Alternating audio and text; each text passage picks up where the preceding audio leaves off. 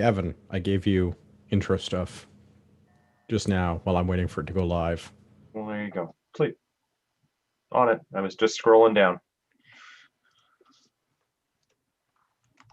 Hello to all you patriots out there in podcast land, and welcome to episode 307 of Canadian Patriot Podcast, the number one live book review podcast in Canada. We're recording on July 26, 2021. As always, my name is Andrew. I'll be your host. Joining me tonight, we have at least briefly another Andrew, Pierre, and Gavin. We'd love to hear your feedback about the show. Please visit CanadianPatriotPodcast.com/feedback or email us at feedback@CanadianPatriotPodcast.com. A version of the show is available on Stitcher and iTunes. And we need your help to support the show. Please visit patreon.com/CPP and become a Patreon. You can get a better quality version of the show for just $1 an episode. Show you're not a communist. Buy a CPP t-shirt for just $19.99 plus shipping and theft. Visit CanadianPatriotPodcast.com, our homepage, and follow the link on the right. Always to the right. Actively working on the t-shirt problem. Actively working on it. It's true. Okay, so my favorite segment, What Are We Drinking? Where we come up with a defense that my lawyer tells me won't work, but can't hurt. We're going to go around the thing clockwise, or anti-clockwise. We'll start with Andrew. What are you drinking? Angry Orchard Cider. Good stuff. Pierre? Drinking Alpine beer cider. Ooh, Alpine. Sounds refreshing. It's an East Coast thing. My family's out in New Brunswick visiting family because they got their shots, so they don't have to do the 2-week quarantine or whatever. And I saw my brother had some Alpine, and my buddy ended up getting a sweet deal on some Alpine, so I got a few off of them. Nice. Good stuff. Gavin, what are you drinking? I'm drinking Evan Williams bourbon and some Diet Pepsi this evening. Good stuff. I have a beer with a very long name tonight. I'm disappointed that Brian's not here to pick on me about it. So I expect you all to pick up the slack. From Shakespeare Brewing, S'mores Bourbon Barrel Aged Stout. It's like drinking a campfire. Like, does it actually have that smoky flavor? Or is it just like s'mores chocolatey goodness? It definitely tastes like a bourbon aged stout. It has the stout chocolatey smoky stuff going on. But then like that sweet caramel bourbon. But you've got a little bit of the caramel bourbon, and there's a little bit like the marshmallow is very subtle, but it's there, and the graham cracker is also very subtle, but it's there. Nice. Because yeah, I've had the Holy Smoke Scotch Ale, and that is That's probably one of beer. the most disgusting things I have ever drank. I was not Really? a fan of that at all. I thought that it's such a weird style of beer, but I thought for what it like in that style, I thought that was good. If you like it smoky, that is a beer for you. I like my meat smoked, and that's about it.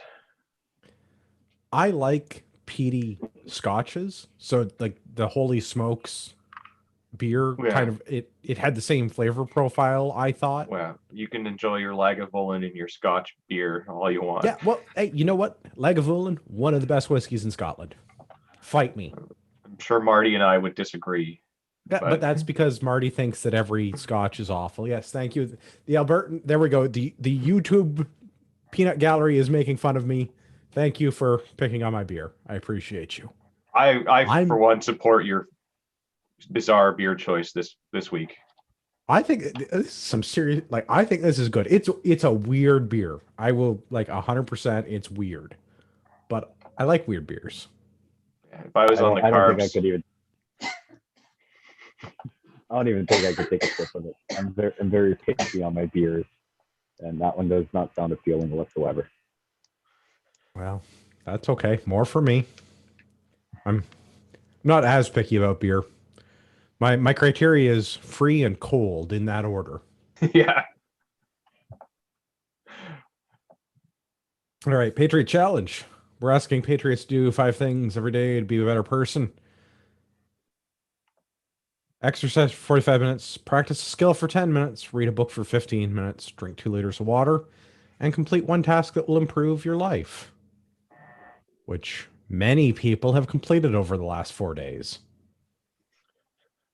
So very quickly, Section 74 challenges, if you want to go and give them money for their cause, the GoFundMe is still up. They're still looking for $10,000. They've already got 25,000, but 10,000 more would be super. Or if you want to get in touch, email them s74process@gmail.com. First little side tangent for the show this evening, aside from my choices in strange beers that taste not unlike peat. That's the thing you find in the ground, not the guy you find at the bar. Those are different peats.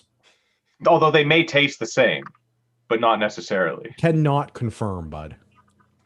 You sure? Based off of your beer habits? If That was last month. it's free. That was last month. If it was free, wasn't it? Well, I mean, $20 is $20. something like that. Totally unrelated to any of that. The Rest Will Finish Reserve Sport Association International 4-Day Distance Marching event is over, and we're all recovering. Yeah. But Some of training us are for even next going to year's the event meetings. starts tomorrow. Training started today. I got my 10,000. Well, I've almost got my 10,000 steps. Very close to my 10,000 steps for today because I don't want to break my streak. Not That's even fair. at 4,000. Yeah, I'm not I- even looking at mine. Yeah. I don't want to break my streak. I made an effort. Figure, be a good person, be a good example. That's So- fair. Ritual stuff. I don't know. Andrew, do you want to take the lead on this? Because it tickled your tism the most out of everybody, I think. Well, I like messing around in Excel. So on the main website, they did post all of the stats. Unfortunately, they don't let you sort by anything. And because the submission deadline isn't until the end of Tuesday their time, so midday tomorrow, things can still change. But it's, No, we're publishing it on the internet. This is true as of now. yeah. So as of now, because I just Oh. grabbed the stats like 10 minutes ago. So true as of 10 minutes ago. Yeah. No. We're recording this. We're putting it out. This is the truth. What you're hearing is the results. We've always been at war with East Asia. Yes. Carry on. There is looks like there's 1,309 people who participated in it this year. Who needed to get a minimum distance of 10 kilometers over the 4 days. Seems like everyone did it. There's a couple people who, when they post the scores until they get verified, they just show up as 0. So there's a couple of people in this like that right now. But it seems that the average person, or the average was about 46 kilometers per person. There was a total of 61,400 kilometers done by everyone. As long as I haven't missed someone that. Which according to the email they put out, is enough to go 1.5 times around the world. Yeah. So it's insane how many people joined this and how far they went. What was that total number of people? Did it end up being 1,251 participants? 1,309 is what I have in my spreadsheet right now. Yeah. All right. So and it's not too late to join. If you've done it over the weekend, you can still apply up until midday tomorrow and submit all your scores. Yeah, so if you're watching this live on YouTube, you get a chance. If you're listening to this as a podcast in your podcast app, it ain't So yeah, if you did some walking and recorded it over the weekend, register and do so for Team Ragnarok so that we can be the largest team. Yes. So speaking of which, we are the second largest team. As of now, we have 25 people in our group, and the largest other group is a reserve force in Finland with 26. I want to see you pronounce that. Yes, Finnish. No, it's reserve Finnish. group. No. Tamperine Reserve Group. That's the closest you're gonna get. Yeah. I'm not even sure that you pronounce it tamperine, but Yeah, probably not. There's probably like a weird inflection somewhere in there because it's Finnish. If you speak Finnish, we promise we're not picking on you. We just don't understand the language. There's a lot of I's and like double vowels and other strangeness. Yeah. And then the next largest group below us is 17. So, with our two groups alone, there's a big jump before the next one. And then there's a lot of groups in between, 10 to 17. So if we go off total distances by groups, we actually came in fourth. We did a total of 930, give or take a little bit, because my GPS was off by a little bit, so a couple kilometers got added on. Next up above us was 1120, then 1150, and then the top group got 1300 kilometers. We did an average of 37 kilometers per person. The top group did an average of 50. Impressive. The second one did an average of 72. So there's a couple groups here who did a lot. Cranked out some big numbers. They just didn't have as many participants. Yeah, there's one group here with two people that did 250 kilometers. And their overall, one sec. The top four people overall, first one did 236 kilometers on their own in 39 and a half hours. Jeez. So for 4 days of walking, they almost walked for 2 solid days. They did an average of about 55 kilometers a day. That's absolutely crazy. Insane. Until you hear this next guy, I don't know if he did it overnight or not. He did 223 kilometers. First day, 43. Second one, 64. Third day, he did 12. So I guess he had an off day. Yeah, he needed to rest. Fourth day, he did 102. Wow. And he did it in just under 45 hours. So I don't know if he did it overnight and I counted both or so what. How much cocaine do you think he did? Coca-Cola. Both those top two guys, German. Crazy Germans. Yeah. And then 2 more guys did it over 200 kilometers, just barely. One guy did it in 41 hours. The other guy did it in 48 hours. So literally 2 solid. 2 of the 4 days were walking. Half of their time was the walking, rest was sleeping, probably. Yeah. And pooping and eating. Yeah. That was. And there was that's crazy. What you did the count? There was 47 people who did. This morning when kilometers. I counted, 47 people did the equivalent of the Nijmegen March, or better, 160 or more. Wow. I mean, the fact that a civilian group came in fourth, and like the only people above us are like reservists that like at least part-time get paid to do this professionally. I'd say that's pretty impressive for us. Like a bunch of 40 on the internet. It's 48 now. It went up by one person since then. One more person. Right. Yeah, like I'm very impressed with our. I'm very impressed with Team Ragnarok. We had a great like 25 people got together and did this. We're the second largest team. We're the largest international team. We're the largest non-military team. Like, I think we did have a couple of people that are but even if we take them out, members, but it was like maybe 1 or 2. That's crazy. So even if we take them out, a bunch of people that listen to us get drunk on the internet and talk about books and like what kind of plate carrier to buy and how much we despise the government wasting our tax dollars. And we've managed to place fourth in like a military style competition. This is, I am thoroughly impressed by everyone. If the dates or the times were formatted a little bit differently, I could try and average up the times that everyone did their kilometers in just to see what the paces were like. But I'm just happy that I'm above average in the number of kilometers. Yeah. I mean, I'm happy with that. We should talk a little bit about Sunday, and we should hear a little bit from Pierre because Pierre got in on this a little bit too, right?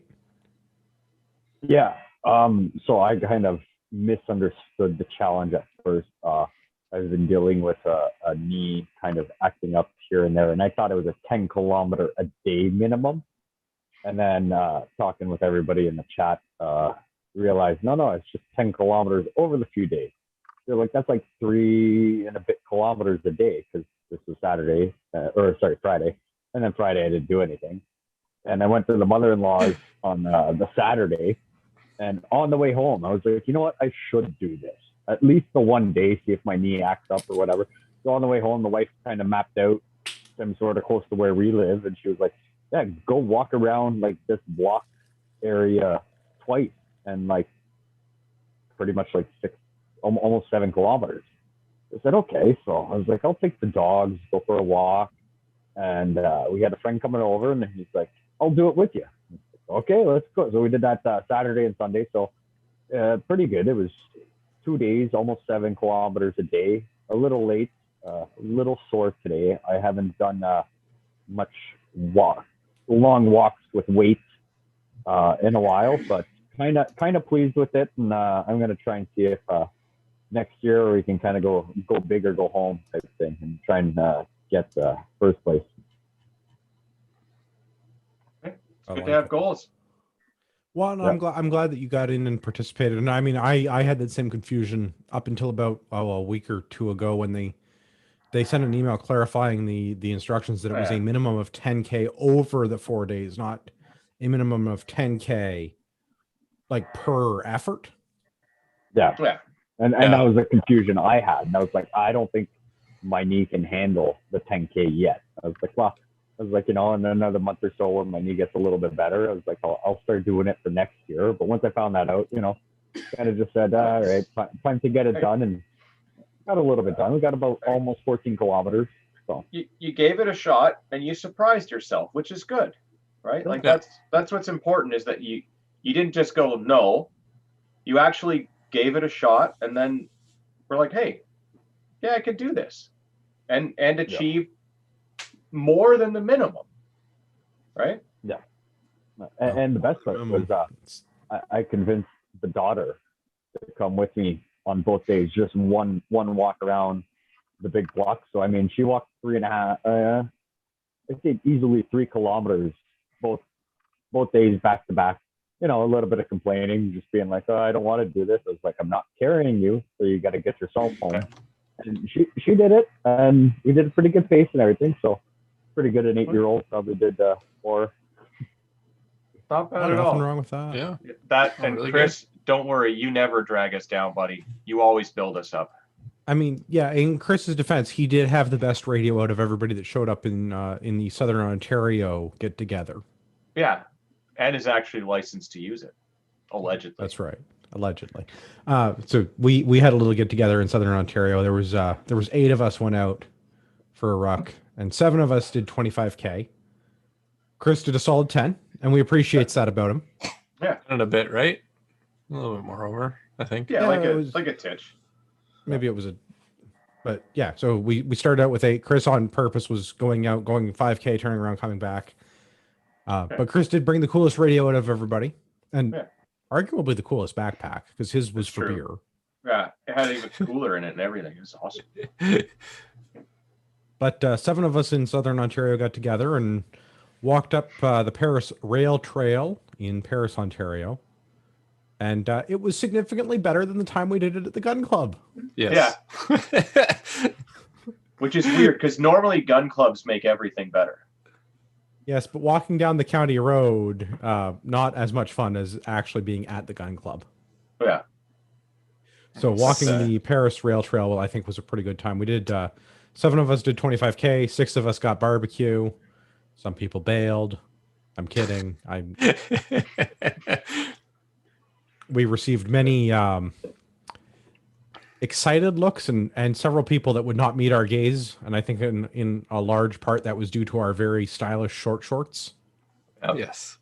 I don't think that we would have been able to do as well as we did in the heat without those short shorts. No. Oh, I was so glad I was wearing those short shorts. So then I wore a combat shirt on top of that. Oh, with the moisture wicking, it was perfect. I didn't have any issues with the heat. I mean, I still had some issues, but like it was not unbearable with the short shorts. So shout out to Savage Tacticians for their Rhodesian brushstroke camo short shorts. Yeah. 10 out of 10 would recommend. Yeah, they are the perfect length and weight. And in the like what felt like 36 degrees ish with the humidity, they were exactly what we needed. And wearing the official Resul technical t-shirt for moisture wicking, I was quite comfortable throughout. And certainly I think we all learned a lot from the first go around at 25K to now, into like how to look after our feet and joints and everything. Yeah, I think we did a lot better this go around. Sorry? Did you guys all do it? Did you guys all do it with weight? Yeah. Yes. How much weight? 2 or 3 of the guys with us didn't do it with weight. Yeah, But a couple of people didn't do it with the weight, and one person did it with a bag of snacks. And I mean, like, they did bring a lot of snacks, but not 10 kilos worth of snacks. Yeah, they had 5 or 6 kilos of snacks alone. Yeah, Close. I didn't have enough. I didn't have enough to check off that 10K, but I did it with some weight. But I mean, it wasn't a requirement. It was if you feel like you're extra, go for it. I mean, if anyone is extra, it's us. Oh, and just to bring up the with weight thing, sorry, my Excel sheet doesn't show the weights because it's just a picture. But the top 2 Germans who did over the 220 kilometers both had weight. 3rd place didn't, but 4th place did. So yes, they went over 200 kilometers with 10 kilos on their back at least. And seeing how they probably went that far, they probably had even more. Yeah, because they're going to be camping somewhere. Yeah, I mean, I just chucked some dumbbells into the back of my backpack, so not the best weight. I have since fixed myself and ordered a sandbag for moving forward, because I can position it better in the pack, so it's not just heavy weight at the bottom. But yeah, I did that. I got rid of the barbell weights and got the sandbag there too, Gavin, and much improved. I also want to give some much deserved kudos to the people from New Rucker Canada. Yes. Formerly the New Shooter Canada podcast, who I hope will officially change their name. Yeah, it's going to be all about rucking. That's it. No more shooting, just rucking. Well, I mean, how long can you be a new shooter for? It's time to take up something else. Yeah. I'm mostly teasing. Josh and Amanda and who was the third person on their team that posted a score? Mike. It was Mike? Okay. Yeah, Benny unfortunately wasn't on Team Ragnarok or Team New Rucker Canada due to government. Pick who his favorite was. Yeah, due to government interference. So yeah, good for the New Rucker Canada guys. Well, people, non-gender specific persons. Because the 3 of them got out, and looking on Strava, I think actually George got out as well, but it doesn't look like he posted a score to the Russell website. That's right, George. You can still post your scores. Just make sure that when you scroll down to the team name, you put Ragnarok in, so that we are tied for the largest group. There we go. I really hope the Finns look at us and wonder what's wrong. Yeah. What's with the Leafs? We've also got listener feedback from Dal. Hi guys / Andrew. Not sure how to take that. Do I look like a fairy tale creature? I'm not. Anyway, hi guys / Andrew. Just finished my last march for the Russell March. Glad to see lots of participation. I managed to meet my goal of 50 kilometers. Due to work and family commitments, I didn't get as much marching as I'd like, but I still managed to get out each day and had 17 kilometers the first day and 20 on the third, so not too bad considering. Thanks for sharing this event. I look forward to doing it next year. It's a great opportunity to get in better shape. So I want to thank Dal. Dal sent us a photo in the email that was with that, and a bunch of people tagged us on Instagram, and a bunch of people are tagging the Rasul, whatever their Instagram handle is. I forget. It's very long and Finnish. No, I'm glad that we were able to like inspire people to get out and get some exercise and try something, right? Even if they didn't do that much, there's a few people on the team that didn't able to get too much in, but like they still got out, they still did it, and that's awesome, right? Yep. No, I think Everyone it's great. on our team did the minimum, so there's no one who tried to jump in, got injured, or couldn't complete it at all. So everyone who tried did it. We're officially influencers because we have influenced people, but in a good way, not to buy crap they don't need, to actually get out and better themselves and exercise. Yeah, no, it was kind of like a last minute thing for me, just being like, oh, should I do it? Should I not? And then after my wife mapped it out, said, hey, this is not that this is all you got to do, but like, look, this is what you got to do. Do this twice and you're good. And we actually took a small detour and made it a little bit longer, but it was nice to just like get a base for it, no absolutely. real planning. Got home, grabbed the dogs, went for the dog, did one tour around with the daughter and the dog, and then did the second tour and everything. So now I've got a good base and I can work on it. And then, hopefully next year, a full, a 25 or longer is going to be a walk in the park, literally. Yeah, that's what it's all about, though, right? Like, I mean, I've been, looking at my stats and everything, and like, I am surprised that we did as well as we did on Sunday because we were flying. Can we talk about that for a minute? So I was averaging 11:10 to 11:20 a kilometer for all my stuff leading up to Sunday. And I was doing not an inconsequential amount. I wasn't going crazy. It was like 14, 15 kilometers kind of thing. And I thought I was doing well, right? Like 11:10, 11:20. I thought like that was pretty good. We, according to my Garmin, which is different than Andrew's watch, which does not accurately track your distance, we did 11:05, which is insane. Like like that's crazy fast. I mean, maybe not crazy. Like again, untrained civilian goofballs, right? Like, yeah, I am out of shape and broken. Gavin will tell you that he's old. I mean, everyone's GPS is a little bit different because we all kind of started and stopped them at slightly different things. But yeah, like my pace said like 11:20, so pretty close to where Andrew's is. And that's not far off from my normal pace when I do like 5 or even 10K. I am terribly impressed that we managed to do it in 11:05 a kilometer as an average. And midway through there, other Andrew and I were walking together, and we got a little bit ahead of everybody because I was trying to keep pace with him. And it turns out when we were changing our socks at the halfway point that he said he was trying to keep his pace with me. So we were both just we might have been going a little bit faster than we needed to. Well, I mean, it wasn't an uncomfortable fast though. It was no. But I mean, looking at I was able to pull up the splits and everything on my thing, and like, man, some of those kilometers in like the second half, we were flying. Like 10:38 was our fastest at kilometer 15. Like barbecue on the month. Yeah, I think that's exactly what it is when we realized that we were 10K away from barbecue. Yeah, we did eat a lot of barbecue. Yeah. Like a lot. Yeah. So, again, my many congratulations to everybody that was involved in this. Yeah. I am terribly proud of our listeners, and particularly the people in Southern Ontario that came out to do this with us in person. Not that we had an enormous group, but I think we were bigger than any other group that was on the trail that day, including the gaggle of bikers that kept trying to run us down. Yeah. That somehow don't know how to use their bells. Wow. Bicycles, am I right? Yeah.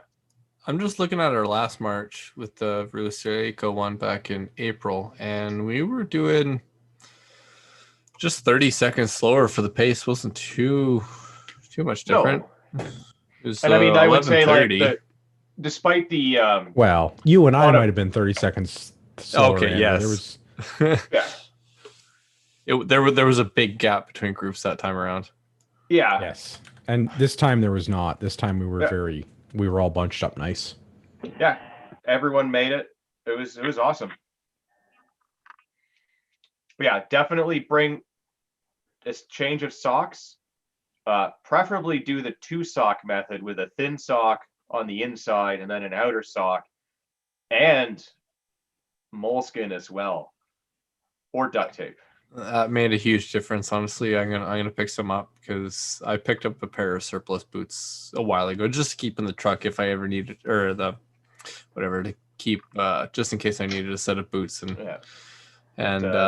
they weren't fully broken in, and obviously because they're cheap surplus boots, they're not sized correctly. So I started getting some chafing in the back of my ankle. And as soon as I put that on, it's like, oh, okay, totally fine. Let's keep going. Changing socks at the halfway point. Kudos to Andrew for reminding me about that. That was like a lifesaver. It was just like, you're welcome. Pull the socks off, like dry your feet out, put new clean socks on, like adjust the moleskin or peel off the old stuff, put new if it's shifted. And like, it was just like a new man. Like, yeah. So going from someone has to be the team mom. A wicked, gross, like almost entire foot-sized blister last time to like not having one at all and doing 4 days in a row. It's amazing how little things can make a huge difference. That's what she said. Yeah, one of the things I really noticed was, I need a better pair of boots. I just put my work boots on and went for a walk and realized they're not the greatest for walks, but made especially it if they're steel toe. Like the weight gets to you. They're steel toe and plated, but I mean, super safe. Yeah. Great. You should have included that in the weight. I mean, that's like probably 10 kilos right there. I know. I probably should have weighed my vest and boots. I might have actually been able to check off that 10K. But I was just like, well, you know what? I didn't do this, or I don't do it regularly. Now I will. But that's what I'm doing next. Buying a pair of boots or comfy shoes at least, and keep going and work on the time and more weight and time and more weight, and then just keep going until done. Until you're carrying 100 pounds in short shorts running through the bush at for 80 kilometers a day. That's right, running down tears. Yeah. Right. Andrew, are you hanging around where we're going to start book club? I'm going to be heading out, so see you guys later. Right. Before you leave, are you going to be in the 100K next year club? I will try. I'll try. Because that's my goal. I think I'm going for 100 next year. I'm so close. Yeah. I will say that the top guy in our group did 83, then this next guy did 80, and then me at 70, you shortly behind just because my GPS screw ups, so not an insignificant amount. So I'm going for 100. I don't know if I'll be able to do 100 with weight, but I'm going for 100. But I'm sure as hell gonna try. So see you guys later. Have a good one. See you, Andrew. Yeah. Thanks for coming out. Book club? Book club. Yes. It's the last Monday of the month. This is where we do book club. Tonight's book is Becoming a Barbarian by Jack Donovan. This is kind of fitting for following a segment on physical exertion. Not entirely inappropriate. Yeah. Into the book. Masculinity is tragic. Masculinity is a lifelong struggle, a gauntlet run against nature and other men to demonstrate virility and prove one's worthiness as a man in the eyes of other men. Masculinity is a challenge to honor that ends only in death. A challenge to win coupled with a guarantee that eventually even the best man will lose. And jumping forward ahead slightly. If a tribal identity is everything that matters, then in the absence of a tribal identity, nothing really matters. There's only chaos and disorientation, confusion and anxiety, arbitrariness of action, and rootless emptiness. Modern Western governments and corporations, a synergistic collaboration of independently operating in international self-interested entities, which I'll collectively call the Empire of Nothing, are concerned primarily with facilitating global trade, so it is pragmatic for them to encourage moral universalism. By moral universalism, I mean applying the same moral principles to everyone, everywhere, and treating everyone as part of the same group.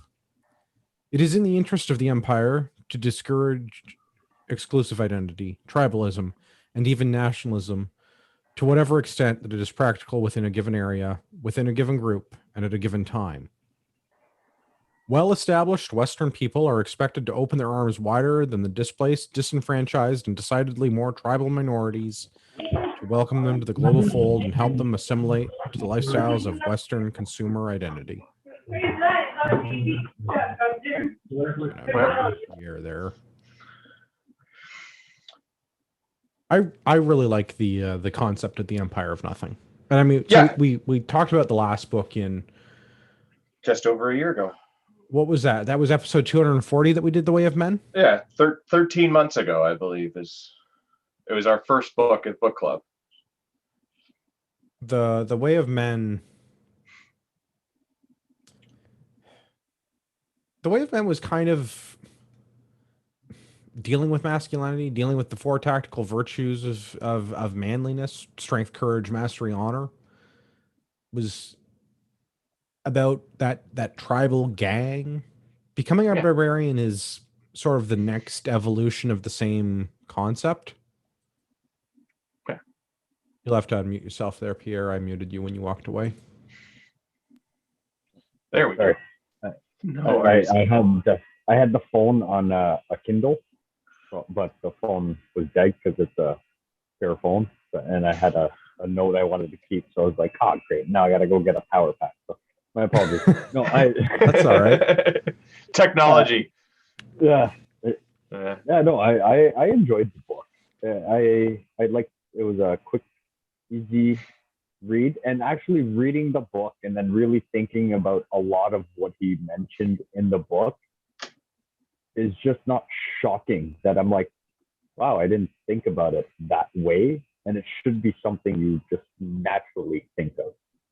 Yeah, I mean, I found like, so with the first one in this, like we said, like this is kind of like it's building on that first one. The first one is sort of finding your group, and this is building on that. And reading the first one, it was like, man, there's a lot of stuff in this book in the first one that like I didn't really ever think about, but it was like I'm already doing this, or I'm on my way to doing this, and like, finding that group, building that group, and doing that stuff. And then, reading the second one after that is like, yeah, we're this speaks to me. This is the thing that I want. Like, and he has a great way of taking some of these concepts and making them simple to understand. And he doesn't use like big words for the sake of using big words. Yeah. Right. Like sometimes I read a book and I'm like, it takes me longer to figure out what they're saying than to actually read the book because the words are so complicated or whatever. But yeah, it's a very simple, straight, kind of to the point. And yeah, I enjoyed the read. And yeah, just like you were saying, right? It's not a complicated thought process. For some people, it might be, but it's just very simple on how to, better yourself and maybe think outside of the norm if you watch the news a lot. Become a barbarian, if you will, or live outside of society. Beyond the Empire of Nothing. Yes. Yeah. I will warn you, though, if you decide to keep reading the series of books, they do become increasingly more intellectual, but I really enjoyed them because he starts getting into like, philosophy more and like references Nietzsche and like, so you've got to do some other reading. And then the last one is all about language and like, it's fascinating stuff, but yeah, Empire of Nothing. Well, let's talk about the barbarian part briefly. The word barbarian comes to us from the Greeks, who regarded non-Greeks, those who babbled in their own foreign tongues or who spoke Greek badly, with civilized contempt. It doesn't describe a particular people. A barbarian is an outsider, someone with a separate culture who is not part of the state or polis. The word barbarian is evidence of the Greeks thinking tribally. They weren't afraid to separate us, meaning us Greeks, from them, meaning who cares? They aren't even Greek. So applying this to the Empire of Nothing, because the Empire of Nothing is everything. Western society, the modern Western civilization, the global. I'm fond of calling it Globo Homo Corp. Like all of the giant faceless entities that you can't actually talk to a person that has any control over anything. Like if you have a problem with your Amazon order, you don't actually get to talk to a real person. Or if you go to like your Global Homo gym, you're just like, you're stuck dealing with the person at the desk that makes minimum wage that has like no say over how anything at the giant corporation works. These are the empire of nothing. The government, your local MP is like, okay, that's a person you voted for, but like they have no actual direct control over anything. They can maybe apply some policies or they can help you navigate the system a little bit, but they don't actually have the ability to do anything on their own. All of these things are the empire of nothing. And it basically really, all the stuff that Uncle Ted talks about. I mean, it does complains about. dovetail very nicely with Uncle Ted. Yeah, I mean, it's like almost like we've planned out some of these books and concepts and theories and stuff.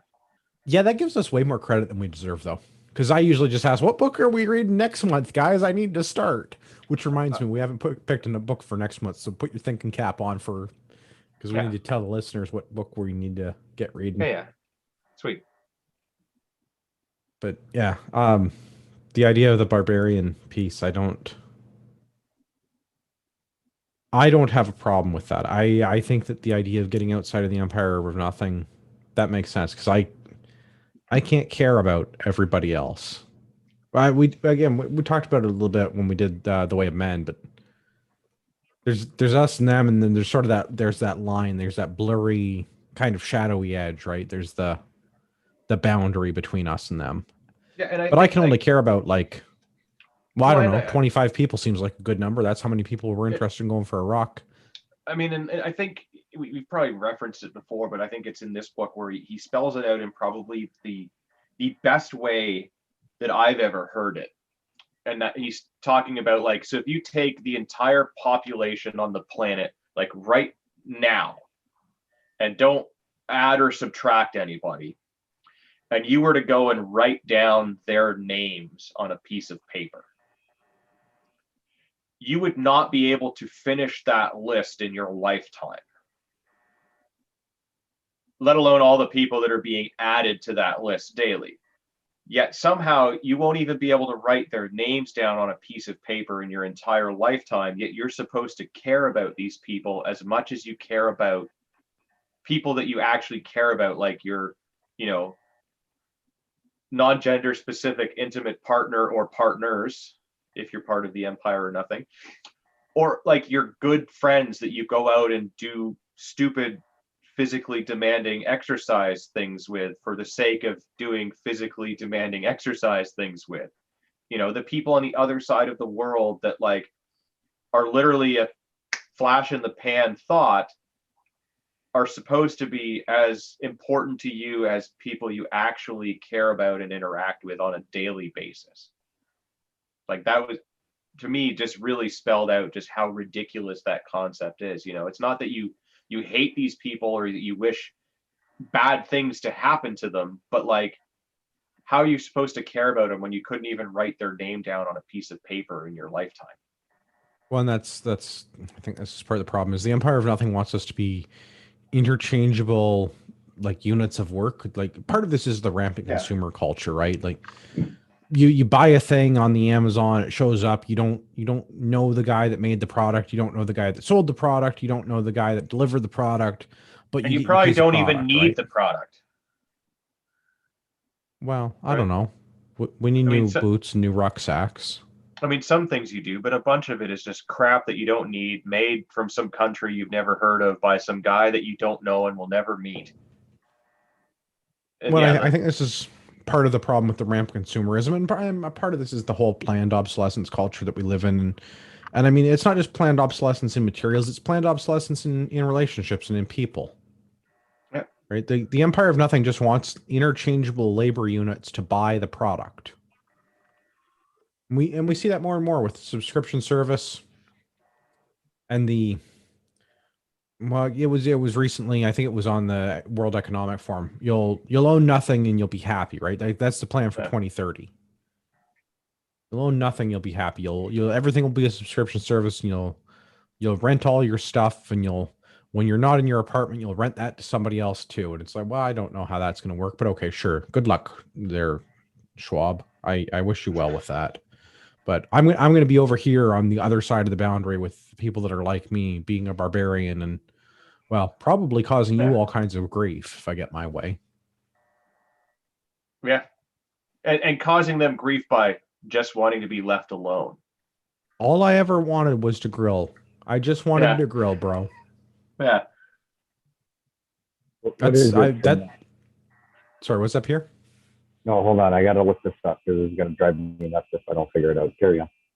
Okay, well, you look that up. I'm going to talk a little bit. The book is sort of divided into two sections, more or less. The first, not quite half, the first 70 pages.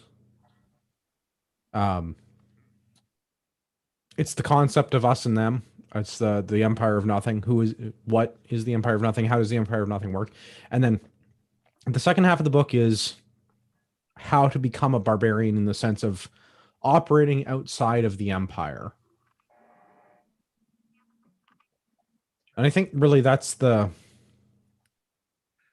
piece that I'm particularly interested in is how do we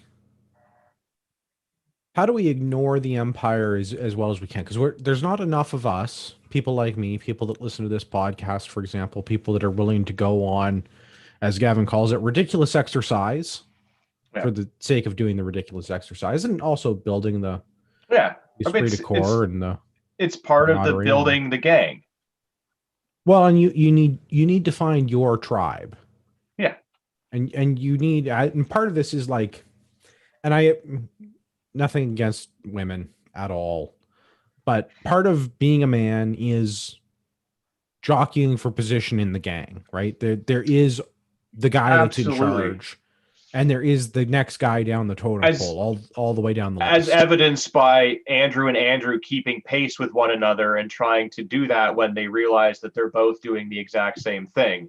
And like everyone else in the group also more or less keeping pace because everybody wants to be the best or show that they're putting 100% effort. Well, and that's my like that's kind of my criteria or my take on, like, I want to be around other people that push me to be a better version of me. Yes.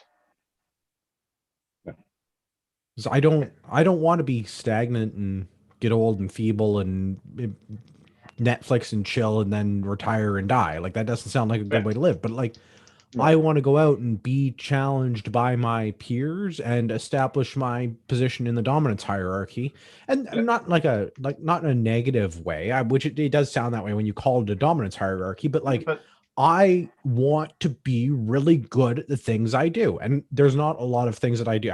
I shoot, but so the thing is though, is that like when somebody legitimately does those things better than you, you don't get all butthurt about it. It pushes you to be better or try to be better about it. But that's an important part of it, is that we need structure, we need order, we need that dominance hierarchy in all things. And in one thing you might be higher, and in another thing that other person that's below you could be higher based on their experience and skill set and all of the things. It's important. But I mean, I don't think it's mentioned in this book, but I mean, there's also the theory that you're the sum of you're the average of the 10 people you spend the most time with.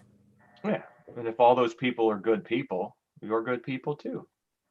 Well, I don't care if they're good people or not. Well, no, but yeah, if they, like, I don't mean morally good. No, like, no, I didn't either. I meant like that. You know, if they're going and achieving good things and success and pushing themselves to be better, they are going to uplift you as a result of wanting to be like them and them wanting to be like you.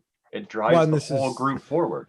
Drives everybody, and that's part of the gang or the tribe mentality, right? We need to be stronger and better as a group, but like within our group, we also need to establish who's the strongest and best of us.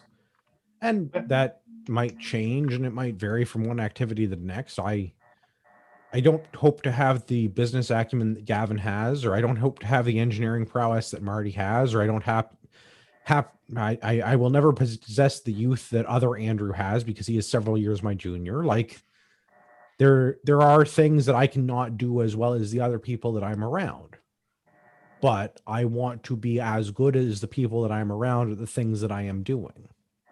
Yeah. And part of that, I do it to frustrate the Empire of Nothing. Yes. It's good to have goals.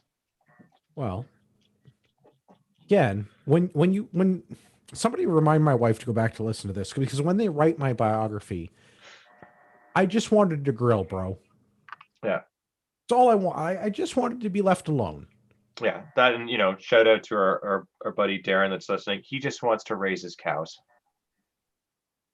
And I want to eat his cows. Yeah. They look tasty. Yeah. Preferably rare, medium rare. Still mooing. Just walking through a warm room. Yeah. Let it look at a grill. Oh, so you want it blue? I'm kidding a little bit. I would like the cow to be processed. But yeah, so becoming a barbarian, that's the second half of the book. How do we go about doing that? And part of it is the dominance hierarchy stuff that we talked about, and part of that comes back to the previous book. But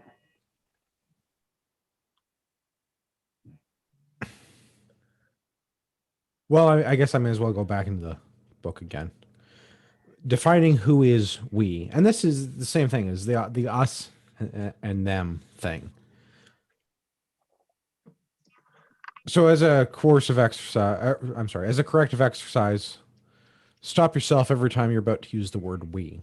Work through the following thought process. Describe or identify exactly which people you're referring to. Examine who you are not referring to. Determine approximately how many people are in that group. Evaluate your influence within that group. What is the likelihood that the people in this group will care about what you have to say, think, or write? Do the people in this group know that they're in the group with you? Would the people in this group acknowledge you as a representative member? What would other members of this group do for you if you needed help? What would you do for them if they needed help? Do the majority of the people in the group share your values? Are you sure? Like this is defining the we. So I mean, we know that we is the inside of the fuzzy boundary. We know that we're on the light side of things. We're not in the, I think that's darkness. One way, yeah. In his last book, I think he explains that nicely in that, like, you have the communal campfire for your tribe, and there's the people that are inside of the light, and there's the people that are outside in the darkness. Well, and how do we define back then, the people that are physically that's a thing, but also metaphorically that's a thing. Well, metaphorically, I think this is the more important thing, because I mean, physically, okay, if you're sitting at my campfire, or we're sitting at our campfire, it's easy to identify that it's our campfire, and people that are not there are not there. Yeah. But more metaphorically, especially about the do they agree with you part, I think is key. Do you agree that you're on the same team as that person? Do you have the same values as that person? Does that person think that you speak for them? Or like are your opinions similar enough that there's overlap there that you could speak for each other? If you're not in that position, you're not in the same tribe. Maybe you're in the same group or the same social circle. You go to the same bowling league or something. Nobody goes to bowling leagues anymore. I really wish we did. The death of masculinity in North America is its whole own sad thing. I drunkenly signed up for a bowling league once, so that's pretty masculine right there, because I was hammered and thought it was a good idea. It would be a good idea, because we should have organizations for men to do men things. Yeah. Of which bowling would be an acceptable activity, I suppose. Yeah. We're not allowed to go around drinking from the skulls of our enemies. Not anymore, anyways, yeah. Yeah, then I joined a gun club, and it's way better. But, once Trudeau takes all of those, I guess it's back to bowling. Well, maybe. We'll see. I do think it's important to identify the we. And I think it's important that you and them agree about who the we is. Because if you're not on the same page, then you're not on the same tribe. Yeah, because there's nothing worse than thinking that you're part of the group when you're not part of the group. Well, and not to make this all about the Rock March, but again, I'm terribly impressed that we had 25 people sign up and show up to do a hard thing. Yeah. And I don't. And like Peter. out of your own free time, and like pretty much no reward, no participation badges get mailed to you. No, Oh no, I definitely right? bought Like, a participation badge. Yeah. 100%, that's the thing, right? bro. I did too, but you purchased it, right? Like you didn't just show up and someone gave you something, right? Like it was Fair. a thing where it's like, hey, Yeah. we're doing this, and then you decide you had to go to. out. Yeah. You had to do some work to get it. Yeah, you could buy a badge, Yeah. you could buy a bunch of gold Yeah. medals, whatever. That doesn't matter, right? You still had to. Well, I guess you could have Yeah. bought everything and not done the ruck merch, but Yeah, but then they don't they put 0 as the distance on your certificate, so you still have to achieve if you want the thing on it. Embarrassing. right. Yeah. So you have to buy stuff, but I mean, like, what's the reward, right? Like, there's nothing in it other than just being, let's do something together. The reward was building relationships with my tribe. Because My this reward was beating Andrew. that too. Yeah. But like, this was not a surrogate activity. This was doing hard things with your friends to build relationships and build a better you, and to become a barbarian, to tie in all of the books that we read. I agree. And like the only one quote I got out of this book, because I'm still figuring out this Kindle thing, and now I know that you can highlight stuff and put notes and everything. But the one quote, right, like specifically speaking of, like, for example, the rucks we did, it says, trust your own, take care of your own, other people are weather and terrain, adapt accordingly.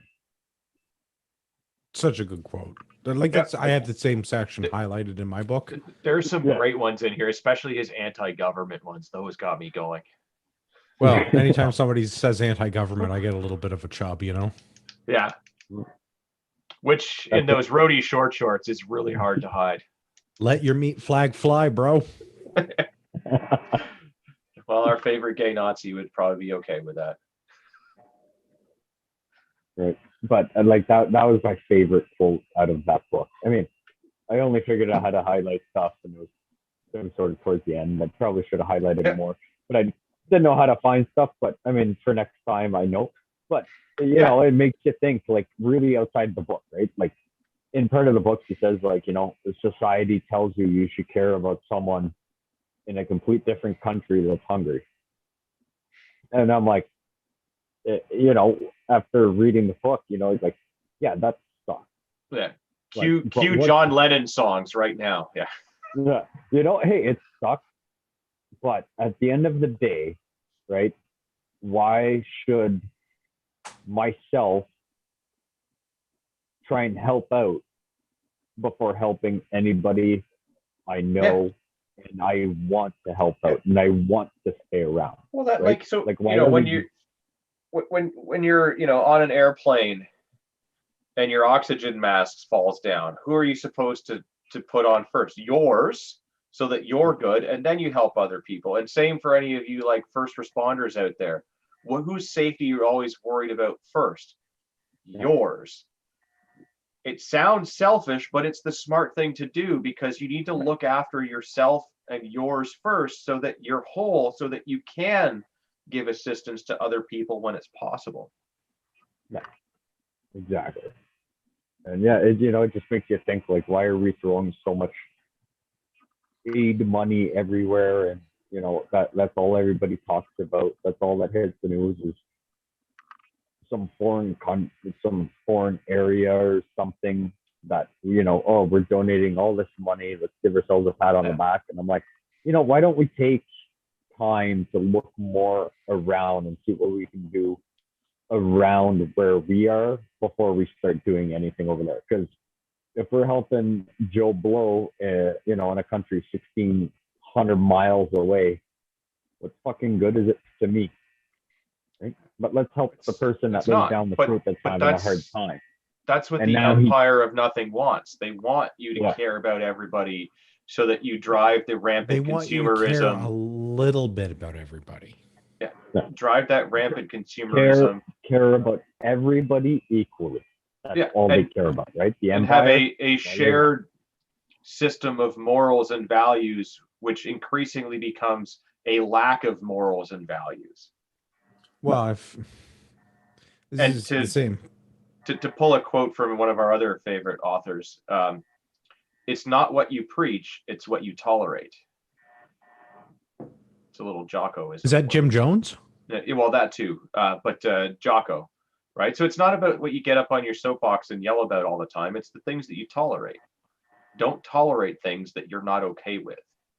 Uh-oh. And it's just the YouTube same chat thing. has disconnected. That's a new error. Uh-oh. Mine isn't. I think they're on to us, boys. Yeah. Stand by.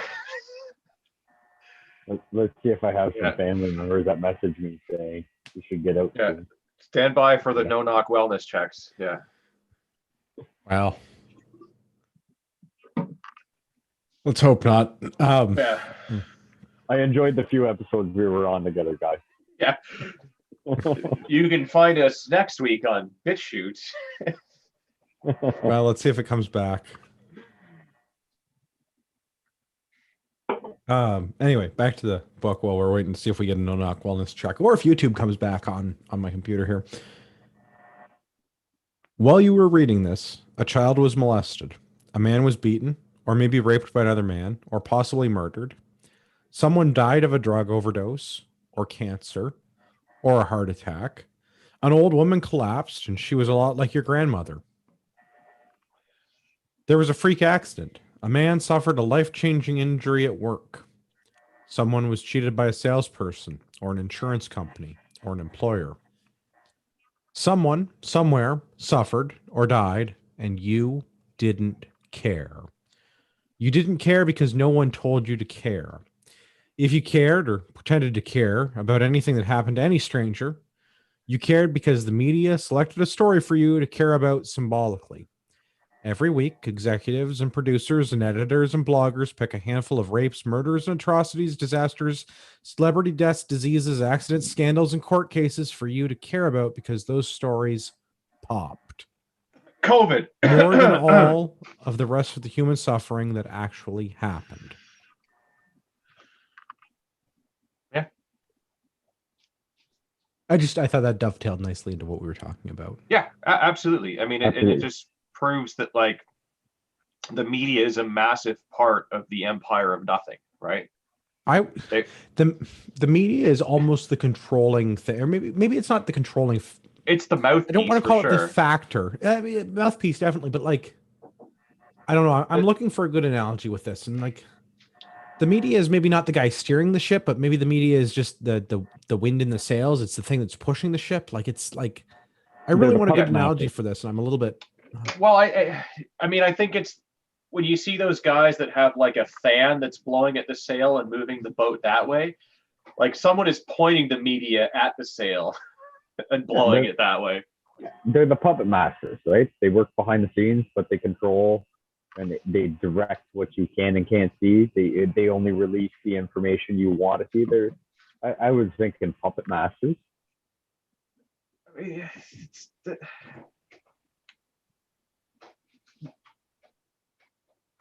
I don't know. Screw the empire of nothing. Well, the mainstream media, the government, the pharmaceutical companies, the nameless, faceless corporations. I don't think all of these things, all of these people running these organizations are sitting in a shadowy room, like rubbing their hands together vigorously.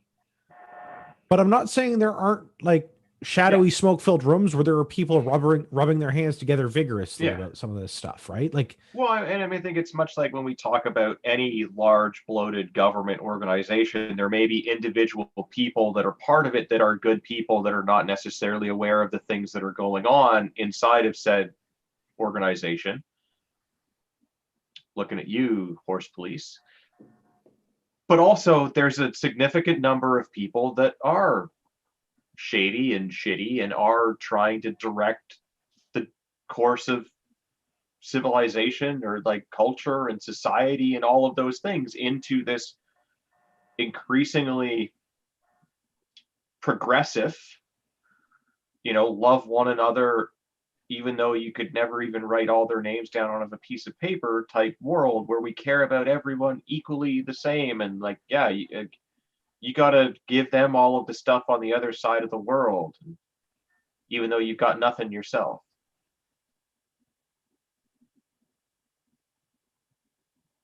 Yeah. Well, let's talk a little bit about that. I'm gonna flip forward. I'm gonna skip over some stuff. Why explain yourself to strangers, or worse, your enemies? And I think this actually dovetails in very nicely with what we were just talking about the media, because like the whole tribalism thing, it's not just us. Like the media is their own tribe, and maybe they don't all need to sit in those smoky rooms to figure out their plan. Maybe it's just because they all are they've identified who's on their team and who isn't. Yeah. And they're not working in a concerted way, but they're all working together. Yeah. Anyway, the book. Why explain yourself to strangers? Or worse, your enemies? Why try to convince them of anything? Why argue or debate with outsiders? What is to be gained of this kind of exchange? Offering an explanation for your words, thoughts, or actions to outsiders or enemies is defensive, or at best strategically passive-aggressive. Explaining or defending your actions, thoughts, or words to your brothers or members of your tribe is demonstrative of loyalty and respect. If you've been accused of behaving badly or in a manner inconsistent with your tribal culture, you explain and defend yourself because you want to remain part of that tribe and maintain or regain the respect of your peers. This is an apologia in the sense of the word. Apologetics is a branch of Christian theology concerned with defending or explaining the faith to non-Christian critics, although other religious and philosophies have employed similar strategies when interacting with outsiders. Apologetics came from the Latin apologeticus, which in turn comes from a Greek word I'm not going to say. The ancient Greek legal system, when charges were brought against you in court, you responded with an apologia, a formal apology or defense. If you have not been accused of any misdeed, but simply wish others in your tribe to consider a course of action at your recommendation, it is productive to defend and engage in a debate concerning the merits of your idea. Likewise, if you object to a suggested course of action, you show a man respect by hearing his idea and attempting to convince him that he is mistaken. Don't apologize to the people of the empire. It's not worth arguing with them about, which is actually a realization that I came to about our podcast not terribly long ago, probably a year or so ago, about the time we started book club, I think. Because Gavin and I were talking this over, and I was trying to figure out. Part of it was being bored with the podcast, because we were doing the same stories all the time, and COVID starting, and the whole. Yeah, there was nothing else in the news cycle to talk Everything about. in the news was COVID, and I was kind of bored and getting a little bit burned out. And I mean, like, it happens, right? Yeah. But I came to the realization that people listen to our podcast because they already agree with us. Maybe they don't agree with us on everything. Maybe they don't agree with us on anything. But they like hearing the debate, and they like hearing a different perspective that isn't covered in other, call it media for generality's sake. Yeah.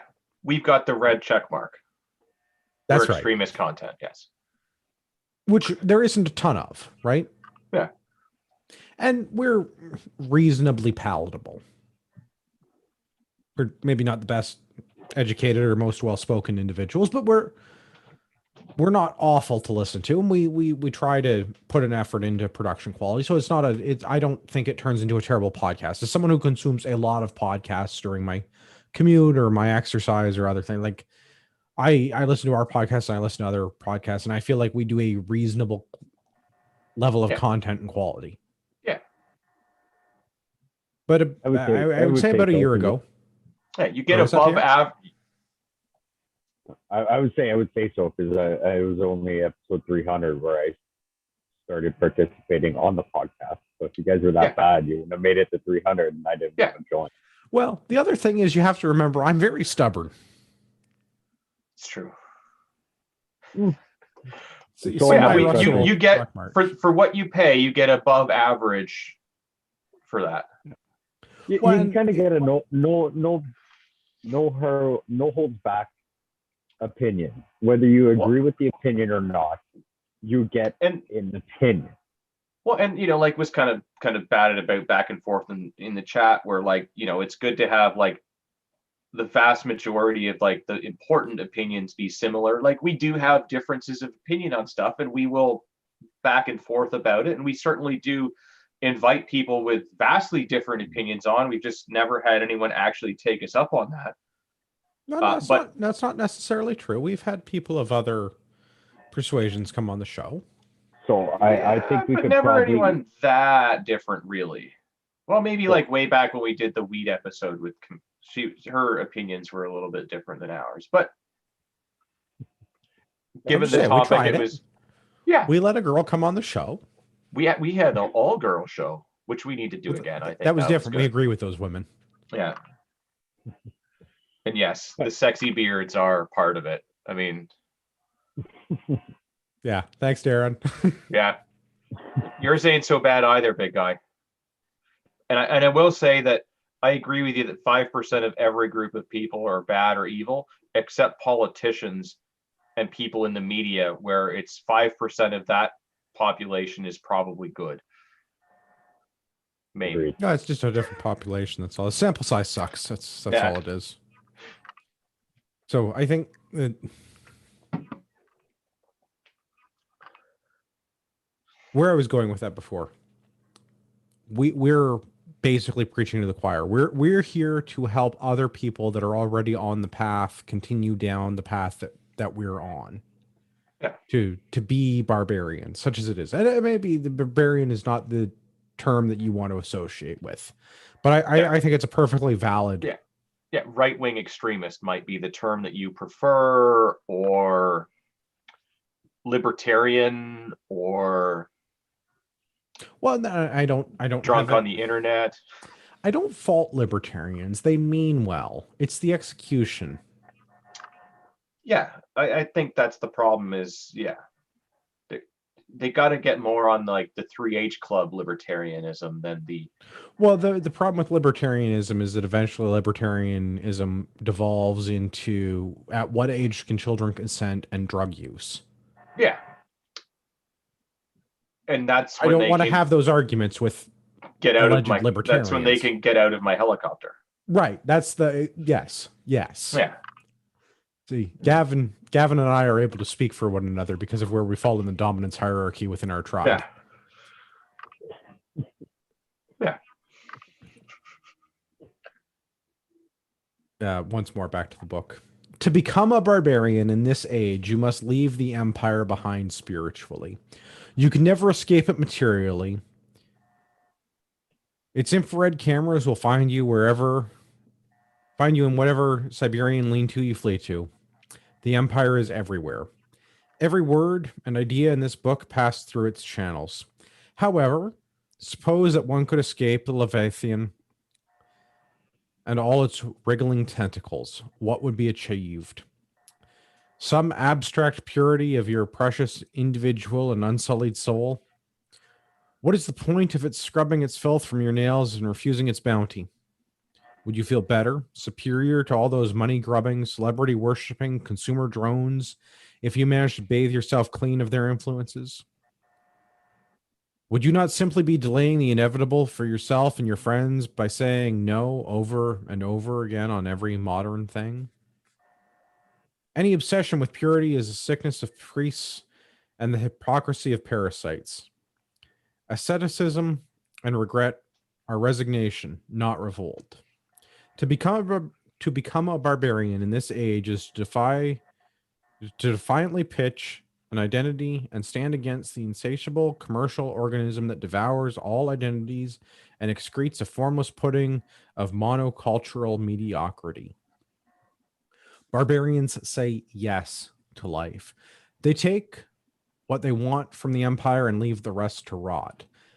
They are alive without apology, bold and willing to fight and seize what they want and what they need for them and theirs. Because anyone outside their tribe is no one to them. When they take from no one. They will wear necklaces of your teeth, not to luxuriate in their own cruelty, but to celebrate their own victory over death, weakness, and failure.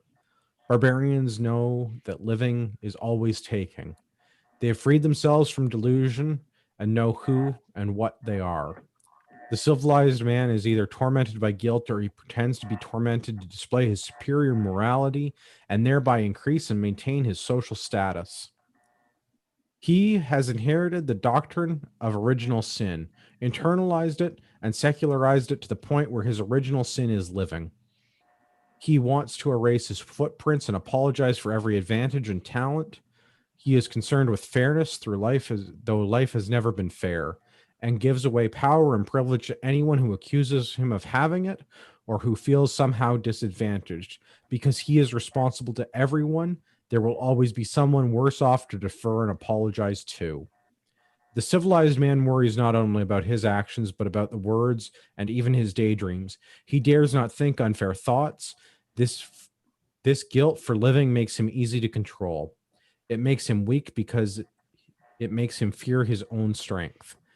He has confused this weakness with nobility, imagining himself a white knight, but everyone else sees him as an easy mark. He is afraid to take, so others happily take from him. This concern for the feelings of others is an intertribal perversion of his intertribal moral sensibility. To take only what you need and share freely with others is practical, mutually beneficial practice within a tribe of connected and interdependent people. Giving freely encourages goodwill and returns of favors. Relaxed deference to others in matters of no particular import, like holding a door open, for instance, demonstrates an easy vitality and strengthens social bonds. It acknowledges that we are all in this together. However, in a world of strangers, there are no social bonds to strengthen.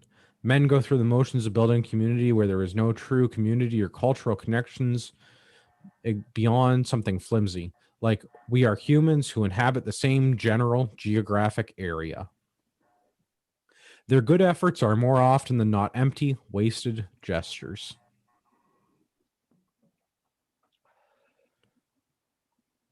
Fuck these people, man. Yeah, I mean it's such a simple read. It's not very long, but and some really great little nuggets in there. But like certain things are super blackpilling. Well, but like we're all But like this in a together. good way. When Yeah. did this book come out? When like serious question. When was this published? Like 2016? Something like that. I mean, not that long ago, but long enough ago that like he But come couldn't on. say Build Back Better in it. We're all in this together. Go. Yeah. Yeah. Like, come on. But also like insert video clip of Michael Douglas and falling down trying to get breakfast, right? Like that guy knows what he wants. Man, He's trying the to get older I get, the more I identify with that character. it. Yeah. Facts. If you haven't seen Falling Down, go watch that. It's a good film. Although it seems like the older I get, the more I identify with most like anti-heroes. Probably why I like becoming a barbarian, because those are the people that are actively moving to the outside of society, in air quotes, the outside of the empire of nothing, and their moral superiority or lack thereof. I'm getting close to there. So a place I live close to, I had to walk twice around the town to get to 7 kilometers. Still too many people around. But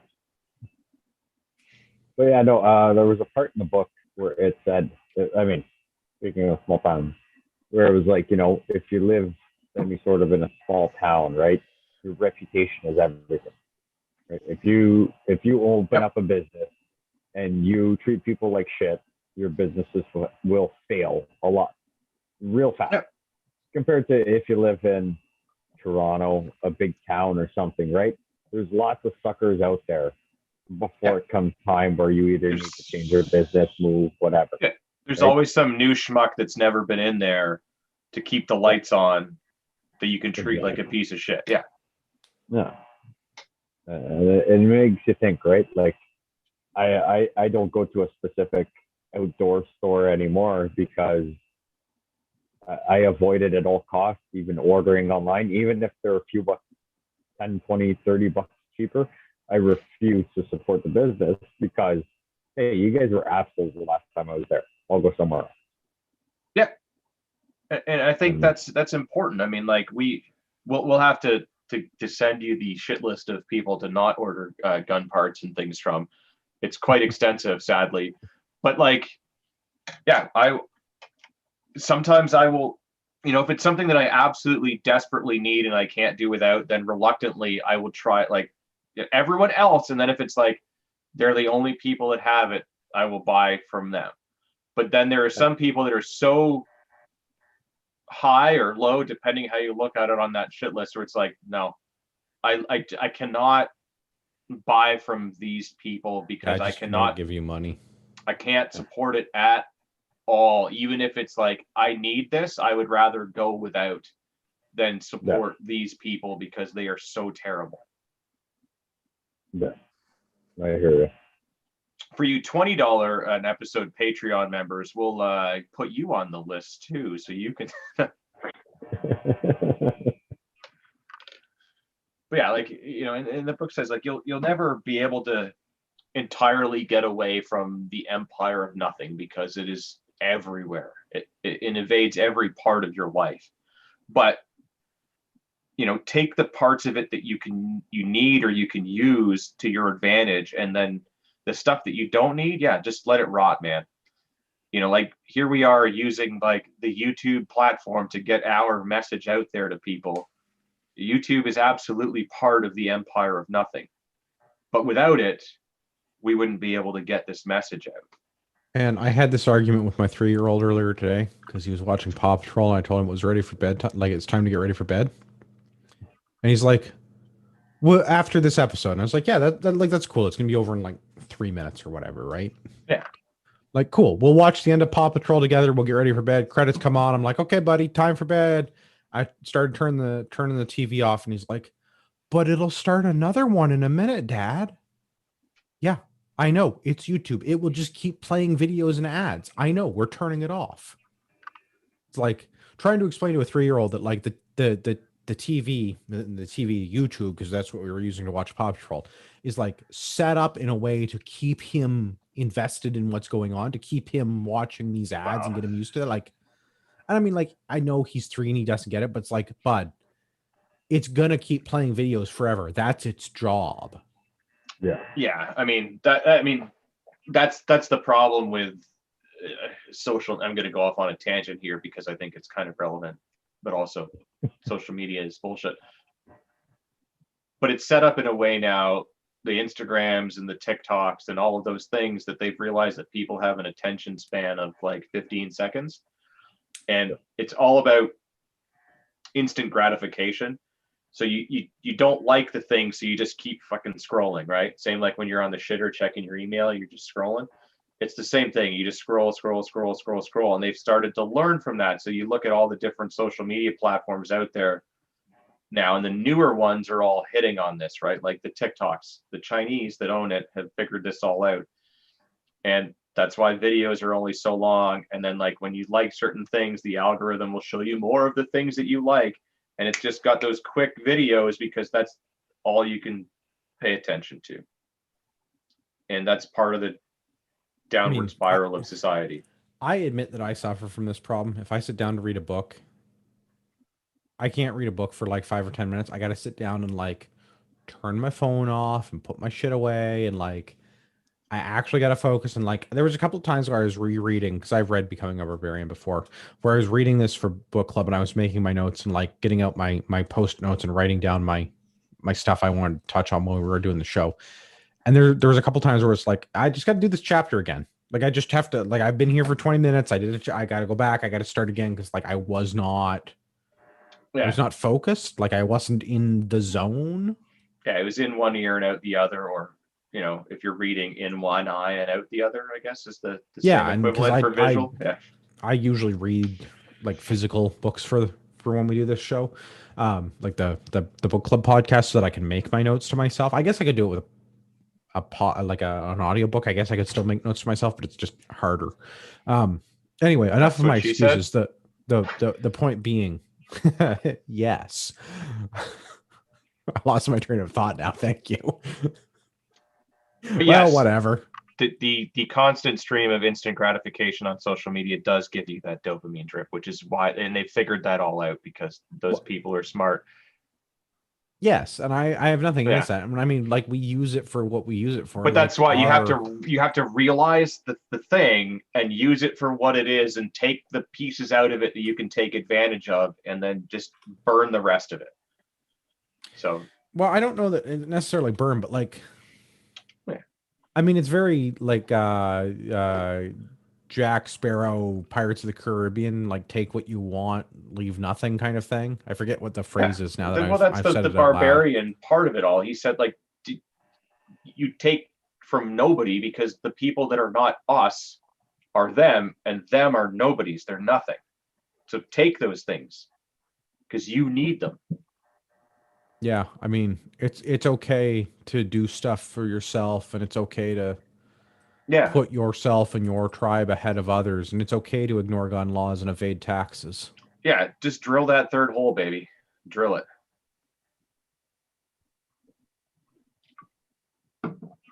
For legal reasons, this is a joke.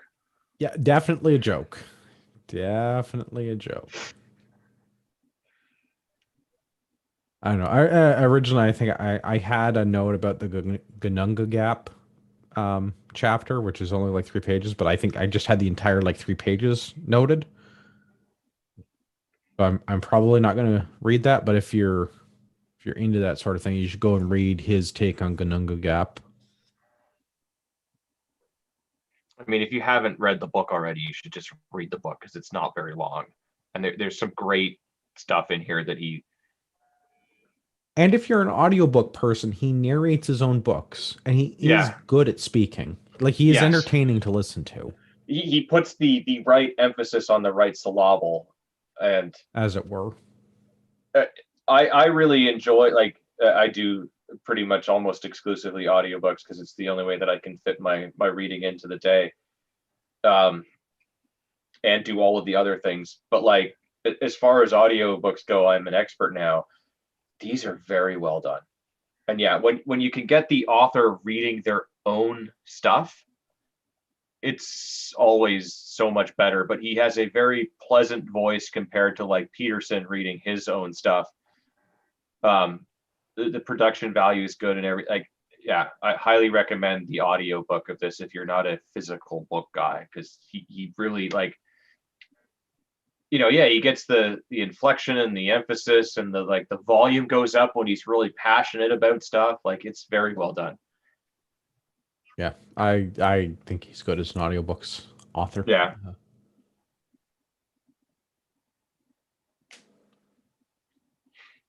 Yeah. I don't know what the book's going to be next month. Tune in next week to find out. Yeah, probably what I'll do is I'll put this out to our regular panelists, and we'll figure it out for by the time that this comes out. I'll have it in the show notes. So check the show notes, figure out what the upcoming book is. Do you guys have any other closing thoughts about this one?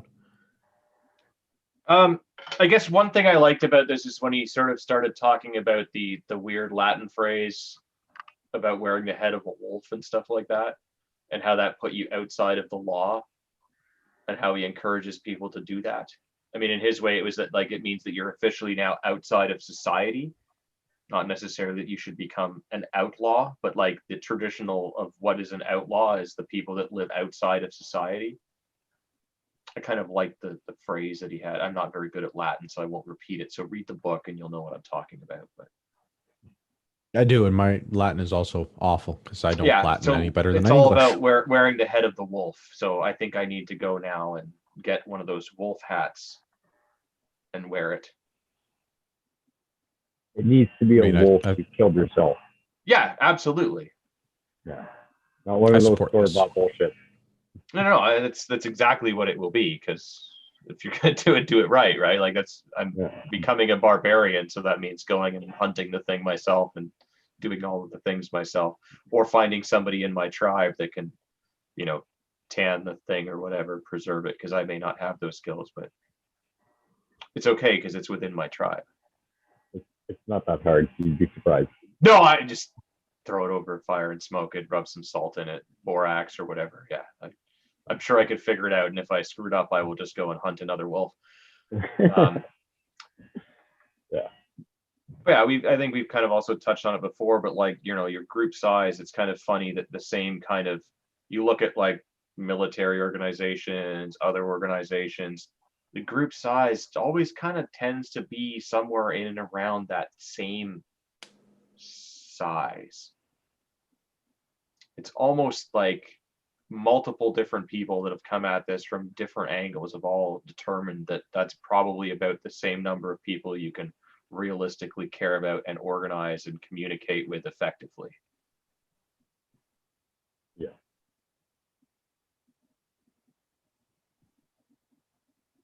All right, well, let's wrap this up. You can find us on Discord. There's a link in the show notes if you want to get on the server. I think, what were we? If you want to Have a look become here part of today. our tribe. Well, there's 66 people on, well, I guess plus me, 67 people on the Discord today. You want to come and hang out and talk smack? Because I came back from our first Rock March and there was 170 unread messages in one channel. People were concerned about my welfare because I hadn't posted yet. Oh, well, at least people care in your tribe. Yeah, Well, I was only about certain people, the people in our tribe. I was impressed that like there was threats of no-knock wellness checks to make sure I was going to go out and get my ruck in. So if you want to come and hang out and talk smack on YouTube, or if you want to, somebody told me the other day that I gave them $200 worth of knowledge as though they'd attended a shooting course. So if you want to come and like ask questions, I mean, like a bunch of people hang out in there. Other Andrew's on all the time because I guess that's his hobby. So come hang out on Discord. How many watch lists do you get put on when you join Discord? Asks Hal on YouTube. All of them. If you're not on a watch list, you're not trying hard enough. Yeah, I can't even keep track of how many I'm on now. Yeah, hang out on Discord. Other Andrew, bigluau.biz, betterandrew.biz, or find him on Discord because he's always on Discord. Yeah. He does a really good job of managing our Discord server because I am too old and curmudgeon to be bothered. Yeah, I've been on there a bunch lately, posting to motivate people for the fitness thing. But yeah, I'm also old and yeah. No, I'm with you, man. Gavin, where can everybody find you if they want to check out like your sweet short shorts, for example? I've got a pair on right now, but I won't stand up. Don't want to get us booted off the YouTubes for that. The best place to find me is on the Instagrams because get those dopamine levels up by liking and subscribing and whatnot, my stuff. Urbex GTA, all one word. See all the short shorts. See all the rucking photos for the last few days. So many rucking photos. Yeah. Send us your feedback. Drop us an email, feedback@canadianpatriotpodcast.com. If you've listened to the show this long, you deserve a discount code. Go to ragnaroktactical.ca. Use discount code Patriot at checkout. Save yourself some money. Still doing $10 flat rate shipping. I have to apologize to Rod Giltaka. Rod did not go for a ruck. Rod did not read the book. So I bumped Rod to next week. Hopefully he can make it talk about the news. Yeah. For all our listeners out there in podcast land, I'd like to remind you that you are the true North, strong and free.